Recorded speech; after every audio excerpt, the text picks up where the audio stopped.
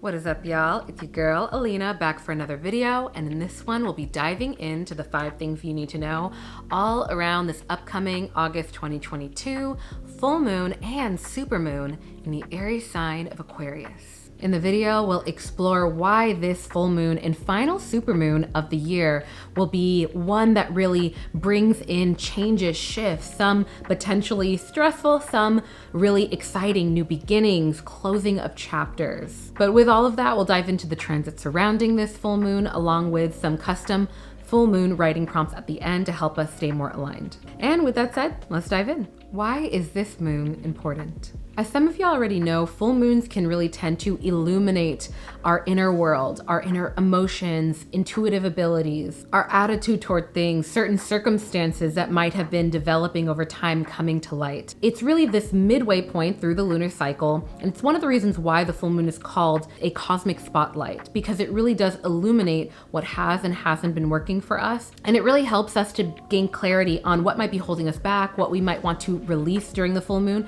That way, as we see the light wane down to another new moon at the end of this cycle, so too can the energy around the things that we want to release wane along with it. Now let's talk about the nature of Aquarius full moons. So when we see a moon that falls into this air sign, there can often be heightened levels of intuitive, progressive, inventive ideas coming to the surface. A lot of things, again, the full moon is about our deeper thoughts, our deeper selves coming to the surface in different ways. Now, when we see any planet go into the sign of Aquarius, we often get a boost in the ability to look at our lives from a bird's eye view relative to the area that that astral body impacts. So we see the moon in this sign, this moon really being, like I mentioned, impacting our inner world. So we're likely going to have an easier time when it comes to getting in touch with what's going on inside and even utilizing it or learning from it in a more progressive way, finding out new ideas. This is a beautiful time for creatives to come forward, really be in action, really showcase something we might have been working on or developing over the past, or as we'll talk about later on in the video with some of these transits that might elicit a little bit of stress, this Aquarius full moon is really allowing us to transmute a lot of that energy, potentially creatively, potentially in inventive, progressive ways that can be very helpful for us. Overall, an Aquarius lunation like this will definitely lend itself to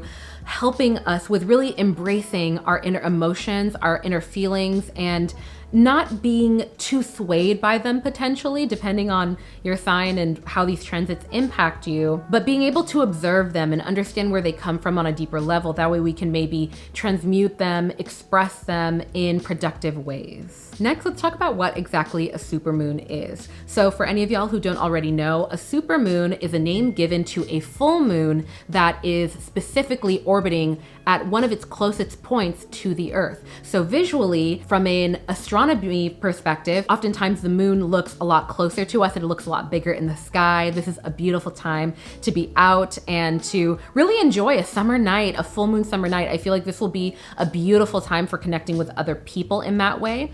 And astrologically, when we see supermoons, it's often really interpreted in that this moon will likely impact us a little bit more than past full moons because of its proximity to us. Next up, more specifically with this full moon, as with all full moons, they occur when there is an opposition between the sun and moon, where you can see, if you look at a chart, they are on opposite sides of the zodiac wheel. So we see the sun still currently in Leo. We are currently in Leo season, really representing and impacting our outer selves, our outer world, our ego, how we interface and connect with other people. In this sign of Leo, the sign of creative expression, being in touch with the inner child, helping, connecting with other people, being outwardly, openly who we are. And it's in this opposition aspect, which is really bringing in more friction, kind of like butting of heads with the energy that of this full moon in the sign of Aquarius. So again, the moon represents our inner world, right? So it's this inner versus outer aspect, and it's bringing in these themes of how we present ourselves outwardly relative to the Leo energy, relative to maybe our ego, relative to how we interface, connect with others, how we present ourselves, how we hold space for ourselves confidently, really bringing in that confidence aspect of looking out for oneself. relative and, you know, potentially butting heads with our inner world relative to Aquarius, of maybe wanting to change some things up, bringing in that innovative Aquarius energy of maybe being able to step away a little bit more so from the ego and being able to see things from a broader perspective. And so during this full moon, like with all full moons, we're called to strike a balance between these dualities. And so right now, during this time, about 3 to 5 days leading up to and 3 to 5 days following the full moon, we might see an overarching theme relative to where our ego, where we set boundaries, where we prioritize ourselves, that Leo self in the outward aspect of our lives, comes into play and balances itself out with our inner world of wanting to maybe change things up, of having maybe a more refreshed perspective of how we truly feel about the situation. Comment below if this resonates with you at all. Next up, we see a fixed grand cross happening during this full moon. Now, what is a fixed grand cross, right? Essentially, it means that there are two opposing planets that are in a square angle with another two opposing planets or astral bodies. So imagine on a chart, maybe I'll project one here, opposition, right? Like I described with the sun and moon in opposition during the full moon. They're on opposite sides of the zodiac wheel, right? And at the same time, there are other astral bodies that are on opposite side of the zodiac wheel. Basically, imagine it like this, and it's creating a cross, right? So we see a grand cross in that way. Now, the reason why it is called a fixed grand cross is because all of the astral bodies involved fall within fixed zodiac signs. So this is why I'm mentioning that people who might fall within fixed signs, if you have either a sun, moon, or rising in a fixed sign, you more than likely will feel this full moon a little bit stronger than others. Now, when we see a unique aspect like this, it can often increase the likelihood that we might feel stuck, stagnant, or find it harder to kind of move forward in different aspects of our lives. Now, I'll dive deeper into which aspects of our lives that this stagnation might fall within when we dive into the transits coming up next. So with that said, what are the top transits that impact this full moon? First up, we see both the sun and moon squaring with Uranus. Now, as some of y'all know, a square aspect in astrology indicates heightened levels of challenges or friction between the astral bodies involved. Now, when we see a transit like this, we can often sense a heightened level of tension or change in the air. Sometimes it can feel like it's coming from within, and other times we might see changes happening around us. And this can be a transit where leaning into adaptability and staying open-minded to changes, open-minded to pivoting potentially, can be very helpful. Now, we're seeing these things because we see the sun, our central star that impacts our ego and sense of self, squaring off, also, which is currently in one of its home signs of Leo, so it's really amplifying its energy in this realm, squaring off with Uranus, the planet of revolution, freedom, and often sudden changes. Now, Uranus is also a very slow-moving planet, and it's been in Taurus for a while. So with it being in Taurus, it will likely broadly impact all of our second houses, that being the area that impacts our home, finances, and our material world. And, you know, it's a little unsurprising considering the state that we are relative to a recession here in the States, along with looking at the broader picture of the fact that the US is currently in its Pluto return. And I have a whole video on that I will link in the description, but we are currently in a space where the exact same things that I'm discussing are at a heightened level relative to the second house of the US. So finances, structure, and things along those lines. So you can see that there can be potential roadblocks or challenges pertaining to these areas of our lives. You know, again, the home, financial, work, how we obtain and take care of and keep material things in our lives. And so specifically how we handle and work with new information, new changes, new beginnings, new endings, and how we adapt, how we pivot will be very important during this time. For some of us, this will be super small or unnoticeable. We might observe potential changes in others. And for others, it will be kind of bigger. It might be something having to do with a bigger move, somebody else moving, having to do with changing jobs, learning more about our financial situation in the grander scheme of things in, the world, in the current state of the economy. Oh, and one more thing, more specific to the moon squaring off with Uranus, we can often see heightened levels of swings in moods, shifts in our emotions, a heightened potential for making rash emotional decisions or just like knee-jerk reactions. And another tip relative to that, because we're seeing our inner world squaring off with Uranus, depending on how you deal with those things, sometimes it can be helpful to pause on making bigger decisions. Really practicing the art of waiting to respond, waiting to fully process it before kind of immediately reacting, immediately assuming, and really embracing the idea of giving people the benefit of the doubt. But have heart, y'all. Hold on. I don't want this to be too negative because we do have some positive aspects. So next up, we see Mars sextiling with Neptune. Now, a sextile aspect in astrology really indicates easy flowing opportunities and ideas between the astral bodies involved. So with a transit like this, we can often experience an easier time when it comes to connecting with people who match our vibration, connecting with like-minded people, gaining and exchanging, expressing and sharing new ideas with one another.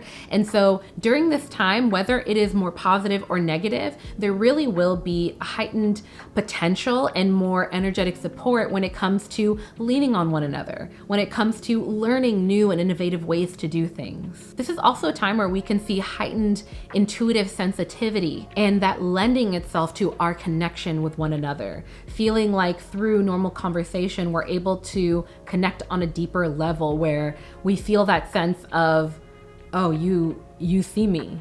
You see that aspect of me. And this is because we see Mars, this planet of courage, energy, and assertion, sextiling with Neptune, this planet of spirituality, fantasy, and imagination.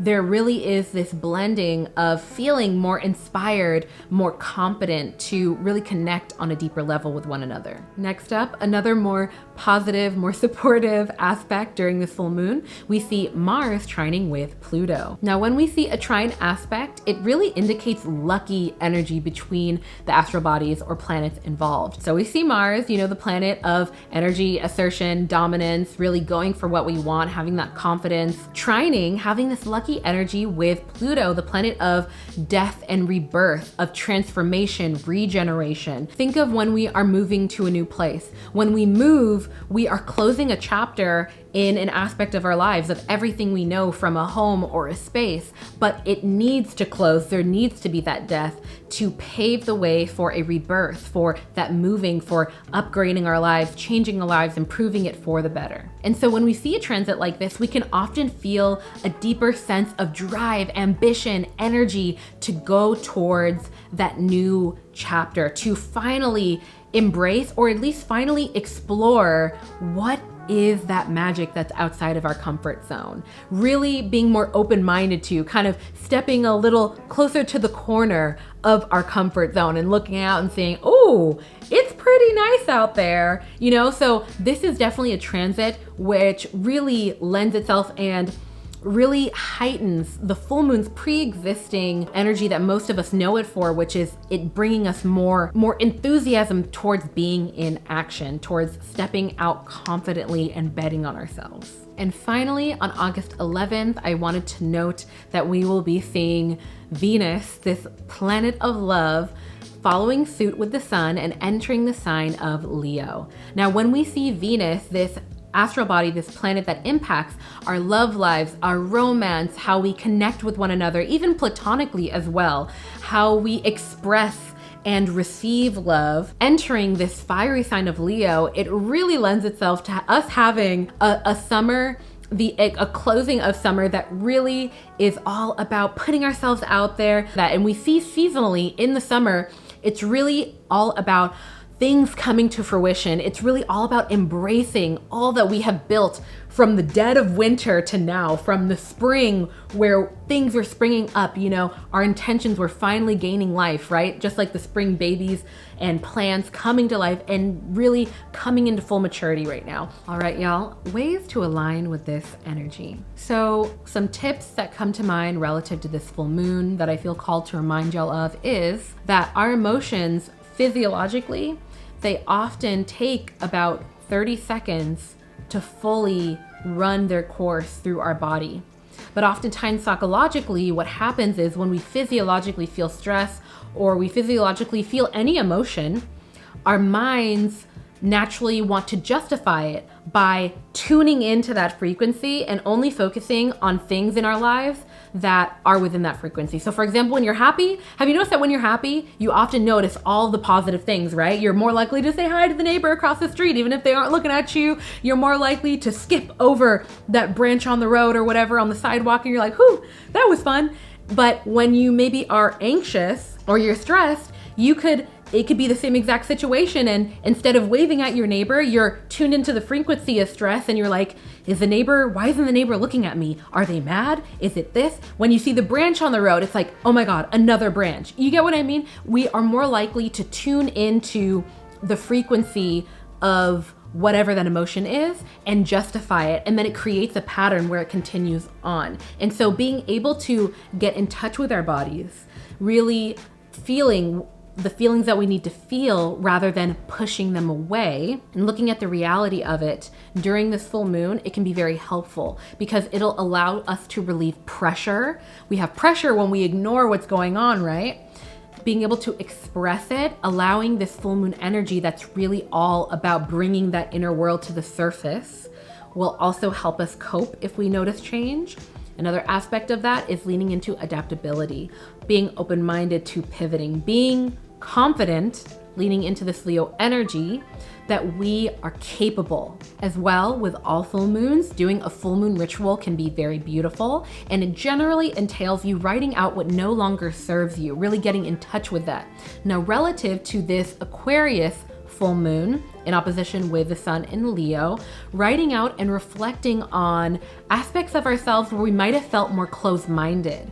Aspects, what is kind of in opposition with this Aquarius progressive, open-minded energy right now? That is the Leo energy that might be a little bit more egoic, might be a little bit more, I'm in my protective space and that's what it is, right? I need to uphold my comfort zone. That's often what our ego plays. That's often what it serves for us. Our ego and our comfort zone and us sometimes having limiting beliefs, even self-sabotaging ourselves, is really rooted in our deeper longing to protect ourselves. And so releasing and reflecting upon where those limiting beliefs might stem from. Why is it that we might have progressive or unique or even just newer ideas, newer approaches to pre-existing or new problems, but we might feel afraid to actually act on them? Where does that come from? Is that something that you learned from your parents? Is that something that one of your friends said? Is that something that you told yourself to survive at a younger age and you carried that on and it's no longer relevant to you?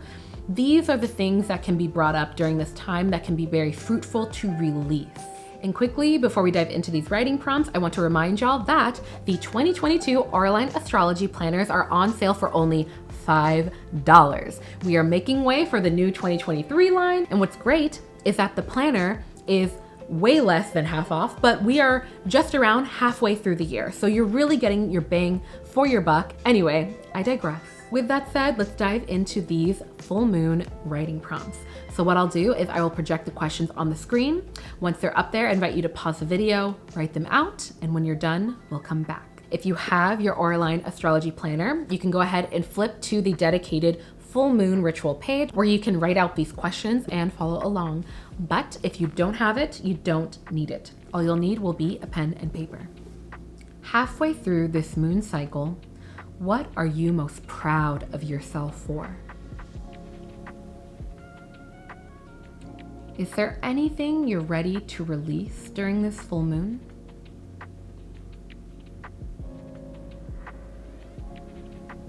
What are past limiting beliefs that you released or grew out of? What does adaptability and the ability to pivot look like for you?